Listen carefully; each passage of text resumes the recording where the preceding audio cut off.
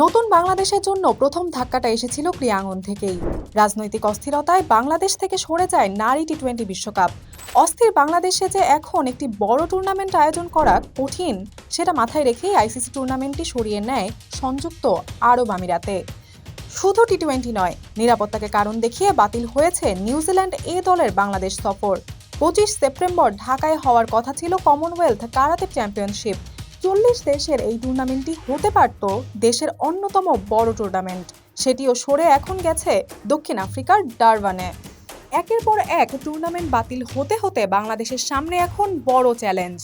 আগামী মাসে দক্ষিণ আফ্রিকা সিরিজ। আগামী মাসে আইসিসি টেস্ট চ্যাম্পিয়নশিপের 2টি টেস্ট খেলতে দক্ষিণ আফ্রিকা দলের বাংলাদেশ সফরে আসার কথা, কিন্তু রাজনৈতিক পট পরিবর্তনের পর বাংলাদেশে প্রোটিয়ারা আসবে কিনা এ নিয়ে চূড়ান্ত সিদ্ধান্ত নেয়ার আগে দেশটির ক্রিকেটার্স অ্যাসোসিয়েশনের সঙ্গে কথা বলবে দক্ষিণ আফ্রিকা ক্রিকেট বোর্ড সিএসএ। যদিও দক্ষিণ আফ্রিকা ক্রিকেট বোর্ডকে সফরের ব্যাপারে আশ্বস্ত করেছে বিসিবি, বাংলাদেশের সঙ্গে নিয়মিত যোগাযোগ রাখছে দক্ষিণ আফ্রিকা ক্রিকেট অ্যাসোসিয়েশন।